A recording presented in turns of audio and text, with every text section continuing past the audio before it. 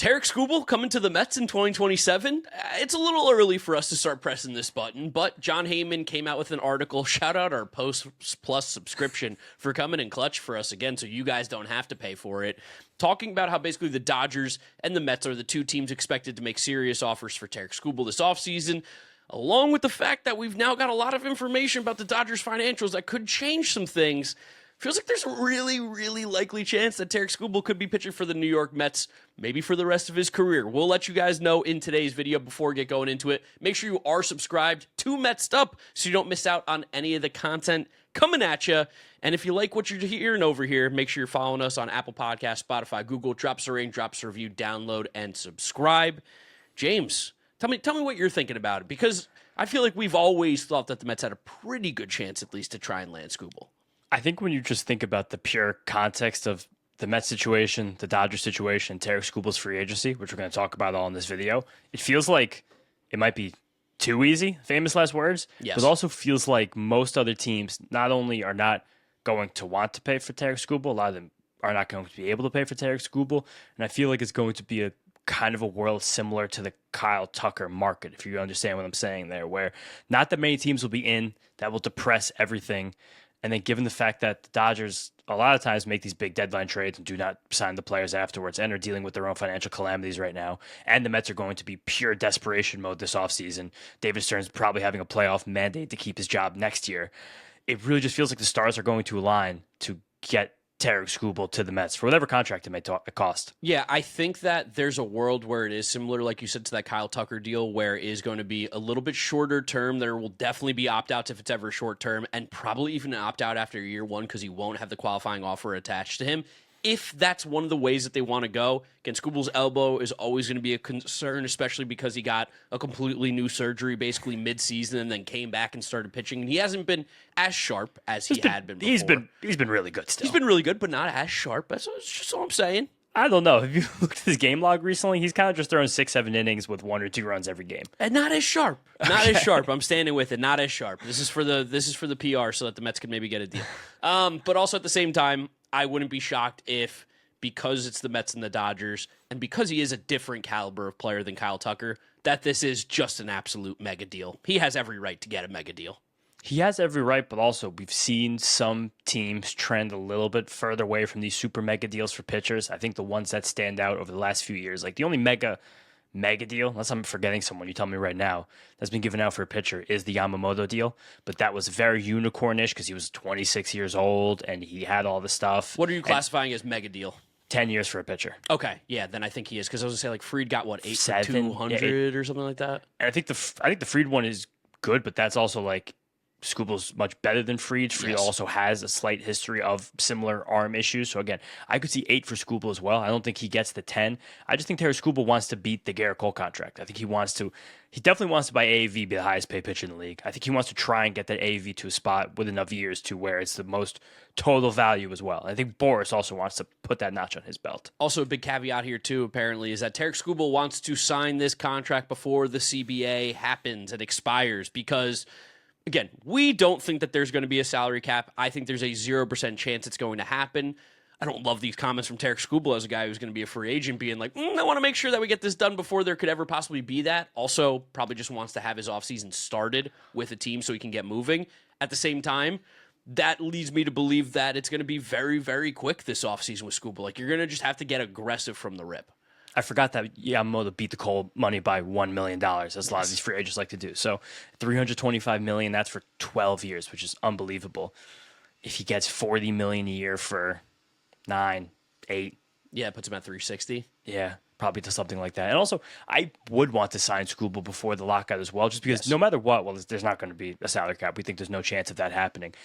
There might still be very highly increased luxury tax penalties, and there's possibly could be some grandfathering in of contracts that were signed before and lessening penalties. Yeah, so I think it would behoove everybody to sign these mega deals before all of this happens. It's probably going to wind up very similar to the Scherzer situation. Seems like it's going to be very similar to the Scherzer situation. But again, now to tie this back to the Heyman article, he said pretty explicitly that the feeling around the league is that, again, only the Mets and the Dodgers will be in on this. Because if you look at other teams who could have the money to go out there and shell for big pitchers, the Yankees have such a high price rotation right now without and not even a need at all for another guy on top of this. They're not going to go in. As crazy as it sounds too, don't need another lefty. No, I mean, I don't even think they care about lefty righty, but they're paying so much money for that rotation right now. There's no big deal for it. The Red Sox probably aren't going to spend this money, it seems like, to get Tarik Skubal. They're kind of still a wild card to me. I'm interested to see what goes on there, but John Henry has shown a disdain towards spending an insane amount of money on top free agents, as we know, especially even guys in his own organization. And next year they're going to have still Ranger Suarez for decently big money on the books, Garrett Crochet for pretty big money on the books. I think his contract jumps up next year as well, coming to a strange spot. I think Sonny Gray has an option that's a player option for a decent amount of money as well. And he's definitely I think it's like it goes up to like $30 or $40 million. If I'm not mistaken on that one. The Phillies also seem pretty cap stuck right now. I don't think with Nola and with Wheeler and the Luzardo extension and with all position players they jump in. The Giants the end are of maybe Wheeler's a dark horse. contract this year? No, next year. It's next year? Okay. Yeah. Maybe they can do that and build it in. Maybe that's Dombrowski's last stand. Maybe they're involved as well. The Giants, I guess, could be a dark horse, but if I was Tarik Skubal, if I had to pick any team in the league, I would not pick that one. No, I would say as far away as possible. And that's even us saying the Mets are a better option. Yeah, I mean, if we want to talk about dumpster fires, like at least you'll get paid more money by this dumpster fire. That's the best part. At least you're closer. At least you're not in the division. It's a mutual option for Sonny Gray next year at $30 million. It includes a $5 million buyout. If the team exercises the option, the player can opt out to forfeit the buyout. So, gotcha. All right. Well, I guess he's probably going to take that. But yeah, there's not a lot of teams that are going to realistically spend this money is where we're going with this. Yes. And again, when it comes back to the Dodgers, it ties back into some of the recent events. I don't know if you guys saw our video on the windup lately. The Dodgers principal owner, Mark Walter, could be in some hot water right now for seemingly loaning a lot of money to himself from his other businesses. Allegedly cleaning it within his own businesses, using a massive loophole in revenue sharing with his television contract that was taken out through debt, again, of his own companies to circumvent revenue sharing in the league. And he just had to sell the Lakers because he's very cash poor right now and he has regulators coming after him. So yes, we don't know what's going to happen to the Dodgers the next few months, truthfully. They're in a more precarious situation, ownership-wise, organization-wise, financial-wise, that they have been in a very long time. And also one of the reasons why the Dodgers have been able to spend such ungodly amounts of money more than some of these other teams is because they kind of had this magical unicorn $300 million of revenue that went unaccounted for in terms of the revenue sharing because of their TV contract and the way that Mark Walter kind of worked that TV contract out. I got to imagine the next CBA, one thing that feels pretty clear is that that's not going to be allowed. No, but like, they see this television deal is coming under massive scrutiny. We're going to close that loop. And again, there's still, even if Mark Walter has to share some of the sell of the team, I'm still sure the Guggenheim Group will still own the Dodgers. They'll still have ungodly amounts of money. Changing. But I do think now, to bring this back to the Mets, not to go too deep into that, again, watch our video on the windup. It was 25 minutes in this Dodger crazy ass. James did a great job explaining it to me as a layman. I tried to. I did a lot of reading, a lot of annotating that night. But the other thing that ties into this is, I think, the desperation factor for David Stearns and the Mets. We know that in every single offseason so far, Stearns, Cohen, the whole crew has been in on the top tier free agents every single time. They were right at the end with Yamamoto. They were never seriously considered for Ohtani, but I'm sure that was only because the Dodgers were. Signed Juan Soto. We're in it to the end for Kyle Tucker. Signed Bo Bichette to a massive deal this offseason. If there's a big name free agent out there, the Mets are going to go after him. And again, some people like to throw out the idea that David Stearns will not ever give a long-term contract for a pitcher, when again, he offered a highly competitive deal with, I think, actually reportedly had more money for Yamamoto than the one he eventually signed with the Dodgers. So if it's a special kind of player like Soto, Yamamoto, Skubal, we're going to be in it. What you don't understand about that, though, James, is that was all Steve Cohen. Anytime something good happens, it is Steve Cohen. And anytime something bad happens, it is David Stearns. Although there are many of times where both of those things are definitely not true. Yeah, again, who gets credit for Bo Bichette? But with possibly also just heat on David Stearns' seat, which I'm sure after next season, with only one more year in his contract, the Mets have another year missing the playoffs in 2027. That's how you wind up losing this job. But yeah, you wind up keeping it if you make the playoffs. And I do think if the Mets sign Tarik Skubal, they're absolutely a playoff team next season. No doubt about it. Hey, for those of you that are on your phones very often, or even if you don't use it much, you should check out your wireless bill and make sure that it is treating you well. It's summertime, you're feeling good, right, AJ? But are you spending too much on your wireless bill, and should Mint Mobile get involved? As someone that has 2 college-age kids, Scott, they are always on their phone, whether it's they're checking their Snap, they're checking their DMs, they're checking their Twitter. I need $15 a month because I need unlimited quality coverage that Mint Mobile provides. To get that new wireless plan for just $15 a month, go to mintmobile.com/territory. That's mintmobile.com/territory. Cut your wireless bill to $15 a month at mintmobile.com/territory. That's it. No catch. Upfront payment of $45 for 3 months, $90 for 6 months, or $180 for 12-month plan required. $15 per month equivalent. Taxes and fees extra. Initial plan term only. Greater than 50 gigabytes may slow when network is busy. Includes up to 20 gigabyte hotspot. Capable device required. Availability, speed, and coverage varies. See mintmobile.com. Especially because something that we've talked about is trying to build the 2027 team, looking at the guys that are on the roster right now. And one thing that Heyman also talked about, which maybe he's a Mets'd up listener right now, because a lot of similar sentiments, which I don't particularly like to hear or read, but at the same time, maybe he's a ball knower because he watches Mets'd up and he's getting all his takes from there. We know some people do that. But like Noah McClain, Christian Scott, we know are in this rotation. We know those guys are 2 threes, amazing. Like that would be fantastic. McClain's eventually going to be a 1 probably. I was going to say 2 and 3. They're not both 3s. McClain's a 2, Scott's a 3. Yes, Scott's a 3. Yeah, good clarification. I didn't even realize how I said that. That's kind of funny. And then we always like talk about our favorite guy in the comment section, Zach Thornton. This is someone who has every opportunity to earn his spot in the rotation as a 5 next year. We don't think that it should be given by any means, but if he continues to pitch like this, he will be in the rotation. He's pitching unbelievably well. It's just not a given spot to a guy. Sean Manaea is going to be there. He's looked great. Feels like there's one thing that's particularly missing with this Mets rotation, James, and it's that guy at the top, and it's the same thing that was missing this year. Yeah, it's that crown jewel, it's that ace. They tried to do it this year. They just tried and failed. And there's actually a decent, I'm not going to say it's robust, but there's a decent mid-tier starting pitching market that could help the Mets, get another 3 in there. I'm sure if they don't get Tarik Skubal, they're kicking tires again on Freddie Peralta, Trevor Rogers. I keep shouting out Adrian Marjon being shifted to a starting pitcher. We have months before. So good. It's awesome. And you got deep mix. You got the good changeup for the righties. We have a long time before we're going to start to talk about mid-level options for starting pitcher depth for the 2027 New York Clay Mets. Holmes? Reunion right there. The Mets also have, again, a decent backfill of depth to be, again, 6, 7, 8 starters heading into the year. We're not as worried about giving those mid-level contracts to get guys like that. Our favorite Tyler McGill is going to be healthy next year. I just got a text. It says you up. I was borrowing my parents' car for the last few weeks. They were away, and I was listening to a lot of sports talk radio, tons of WFAN, ESPN. Very funny. How much driving were you doing in Brooklyn? Good bit. I mean, especially I went back and forth a few times, checking the house, this and that.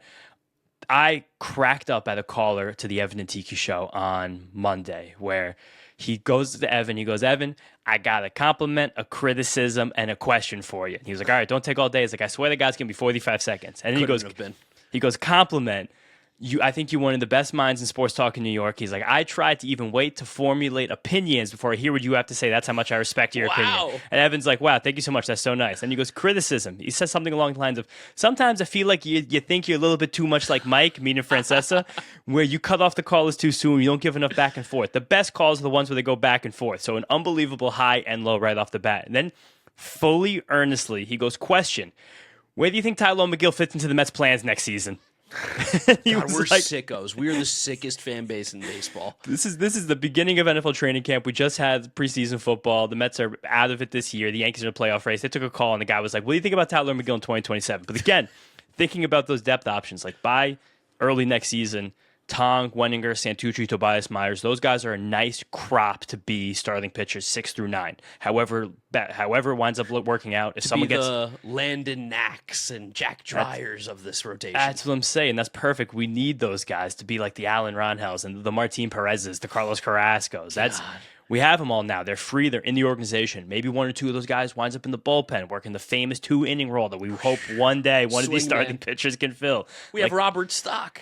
Again, he could do that too. Like Shane Drowan and Chad Patrick were doing early this year with the Brewers. So it really would not be that difficult for the Mets to allocate tons of their assets to just get the starting pitcher on the top. And the big one's available, and it could be kind of a perfect storm to get him.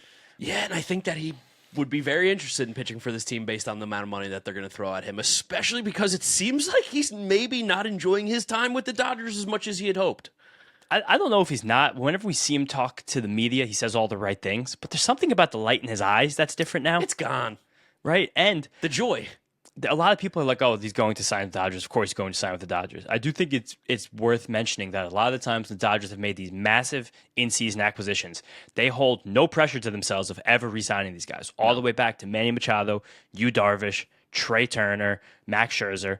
They don't really ever be like, oh, we gave the assets, now we have to sign the guy. They don't give a shit. They just want to win the World Series. Completely forgot Manny Machado was a Dodger until you said that. Everyone does, dude. It's funny. It's one of the craziest like little in-season trades. Also, they gave up nothing for him. I remember that trade. I think it was like Yusniel Diaz. Oh yeah, that's the one. I remember the time being like, wow, this is it. It was a rental, but like that's it. That's crazy. And this Dodgers team has so much money tied up in the rotation as well right now. And thinking about how much money these guys are going to be owed next season. And again, whether you consider Ohtani a pitcher or not, whatever. Blake Snell, $31 million against luxury tax. Tyler Glasnow, 27. Yamamoto, 27.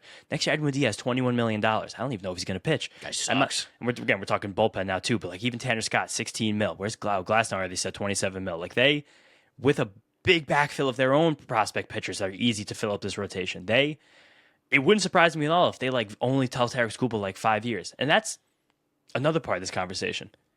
What? I don't even think it's that. I think a 10-year contract Tarik Skubal is kind of a bad idea. Probably. Right? Probably is.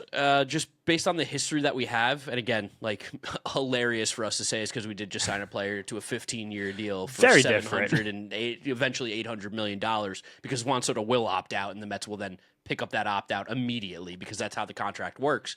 But we do have a lot of data on how these long-term contracts, especially with pitchers, work out. It's tough. It's tough to make it valuable at the end almost at all. Yeah, I will say, like, a lot of times the guys who are in that upper echelon, the Sales, the Scherzers, Are worth it. Yes, they make sure that the end of those contracts, they're still giving you enough where it's okay. Those guys didn't have the same arm issue. I guess Sale actually did in the middle. I don't know what's gone on with Sale here. Skubal also had the huge mid-career velocity bump. If anyone can make that worth it, I think it's him. But I really think there's a sweet spot where the Mets go crazy AAV in a 7-year deal with like a 2-year opt-out. Especially because they can. I really don't think that David Stearns cares about the money that they will spend on Tarik Skubal. That's for sure. It's not his money. And if Steve Cohen doesn't care, I think the Mets have shown that they have no problem offering crazy money. And because, again, David Stearns' seat will be hot. He needs to make the playoffs next season. You want to make the playoffs, sign Tarik Skubal. And I also, to reiterate the initial point, I think there's going to be so much less competition in his market than people think. And the way the Mets cleared the books last season, even if you put a contract like that on now, you really don't feel that bad about it. You're only going to have... Especially if Bo Bichette opts out. Bo Bichette is opting out. I'm telling you guys right now, Bo Bichette is out of here. Similar to the conversation we had about Tarik Skubal, I look at Bo Bichette, there's no light in his eyes. Oh, the joy of baseball is completely gone from him. You watch Bo Bichette play, you're like, he just think, again, nothing against him. He's playing well lately, but I think he would like to play somewhere else if it was not an option. The more and more I think about Lindor's comments about like Bo, whether he stays, I love that he just put the pressure right on him. Don't talk about me. Talk about if that guy's going to stay. Yeah, right. And again, if you look to 2028, the only players the Mets have under contract guaranteed are Francisco Lindor. 2028 or 2027? 2028. Okay. So 2 years from now. Francisco Lindor, Marcus Semien, Luis Torrens, and Juan Soto are the only player. Oh, and Devin Williams. Those are the only players that the Mets have contracts for in 2028 right now. They're not. Two of those are horrible. Yes, but what's the other one? Devin Williams sucks. I'm so done. I have zero faith he'll ever be okay. At like $12 million, it's really fine. He stinks. Against luxury tax. That's like a setup man. He could be a fine setup man easily. That's fine. Totally fine deal. But again, this team they've unbelievably clean books because of some mistakes made last offseason. We know that for sure. But I think that part of the benefit of not giving Pete Alonso a long-term deal that I would like to have given him at this point and getting rid of 5 years of Brandon Nimmo for 3 terrible years of Marcus Semien is that you could take another massive swing like this, get rid of those mid-tier kinds of players, and try and get top-tier level players. We have poppin' colors for Mac Weldon here. I've got a little green shade. You've got a nice blue shade. And what else do you love about Mac Weldon, Kratz? I can be head to toe with Mac Weldon.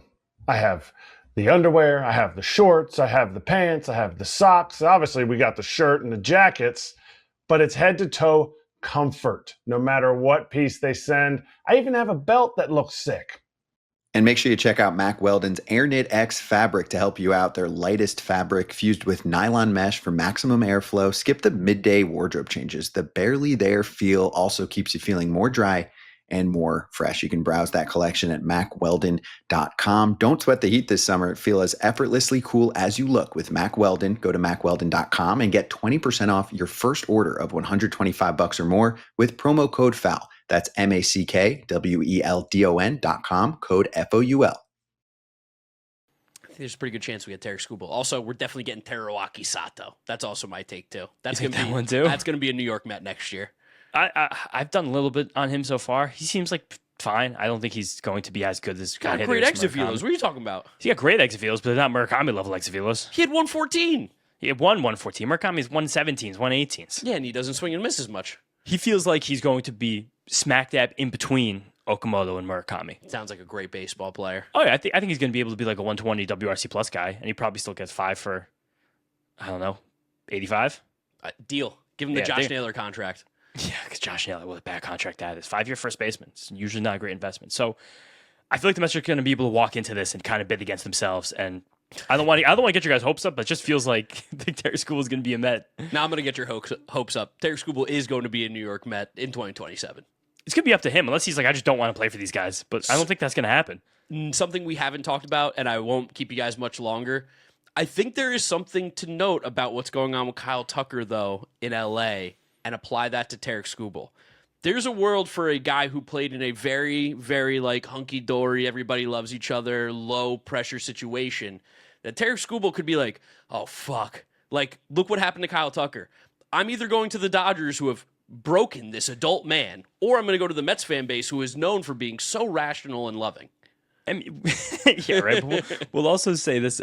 Tucker and Skubal are different. I think they have very different personalities. Of course, yes. Skubal is, I mean, he took on being like the center, the leader, like the man in Detroit so well. But again, similarly, he's just not that with the Dodgers. I don't think he ever would be, where if he came to the Mets, he would kind of have a little bit of that aura again. Of course, there's other massive stars in this team with Lindor and Soto, but him being the pitcher there, and he's like, Tarik Skubal's a dude. Like, he's a guy. He's a dog. Like, Kyle Tucker's like neurodivergent. He's kind of like an introvert. Like, he is. Like, he's a different kind of dude. And I honestly, again, some of you guys are going to hate me for this because of like the money right now, but like I genuinely feel bad for Kyle Tucker right now. Like, watching a grown man cry is a difficult sight. Who makes $50 million a year? Well, you know what my take's going to be. Yeah, well, toughen up, Buttercup. You're a fucking loser. Think about poor me, Kyle Tucker. $60 million. The Dodgers fans don't like me because I'm playing like dog shit. Oh. Has any team cried more in the regular season than the Dodgers? Why are these guys crying? That's why the Brewers had to go get Tarik Skubal. The kill shot was there. This Dodgers team is so beatable this year. It is not the super team that everybody made it out to be. And then they got Tarik Skubal, and I go, it feels a lot harder. Yeah, especially the pitching, the way Rocky's come along. Edwin Diaz, what a catastrophe. Like, they made horrible moves this offseason. Some of the worst. The Dodgers had the kind of last few off seasons that you have when you feel like the empire's crumbling. Yes. And again, you're trying to just win that last championship or two. Get that, and they should do that. But like, the Teoscar Hernandez contract is abysmal. Horrible. Sneakily one of the worst in the league. Mookie Betts is so underwater right now. Like, Betts, like, I'm concerned about Mookie Betts like next year. Like, is he even able to play every single day? Usually you don't bounce back at 34 years old. Like, Doesn't Kyle feel Tucker like it. again. Kyle Tucker will bounce back. Right now, this is an insane situation. But again, I would still say that's a bad contract. That's not. When does he ask for a trade? You have to eat money to make that trade. Dodgers eat it. Get rid of him. The one thing that could be the Dodgers' kill shot with this Tarik Skubal situation is if they find a taker for Tyler Glasnow. They've been rumored to be looking for possible trades for him over the last few years. And I think as of next year, he only has 2 years left on his deal. And if they eat like 10 mil of that and they take 20 mil off their books, then I think they've become much, much more serious players. No, next year's the last thing. He has a club option for $30 million. That no one's picking up. Yeah. If a club option is declined, it converts to a $21 million player option. So no matter what, he's on that contract for next year. So he's 2 years, $54 million left. Yeah. That's the one thing that can put them more seriously in. But I think if I was looking at odds right now, the Mets are like minus 180. I was going to say plus 110. Yeah, plus 110. I'll give you. Nobody's got a minus, but it's plus 110. Who's the third team that can realistically sign Tarik Skubal? Be honest. Third team that can realistically sign Tarik Skubal. I mean, This is going to probably annoy some people. It's either the Cubs or the Tigers, I actually think. Tigers, I agree with you on the Tigers. Tigers could be in there if Illich decides to open the wallet back up like his dad. Because they got money, and they've spent the money before. I think the Tigers got to be the third team. The Cubs should be. Why aren't the Cubs more into this? We know them. They're I guess the cucks of the Major League Baseball. they only sign infielders. Yeah. That's just the rule if you're a Chicago Cub. I They wonder actually if, should be I wonder involved. if honestly, because their defense is the best by far in baseball, they're like, we don't don't actually care. need to spend money on pitchers that bad. They'll all be pretty decent. Yeah, I mean they become a World Series contender instantly. They are right now. They become more of a World Series contender next year. I mean they might go to the World Series this year. I think that the PCA magic is crazy. I guess also again, the Angels might just throw money at him if he wants to sell his soul. No way.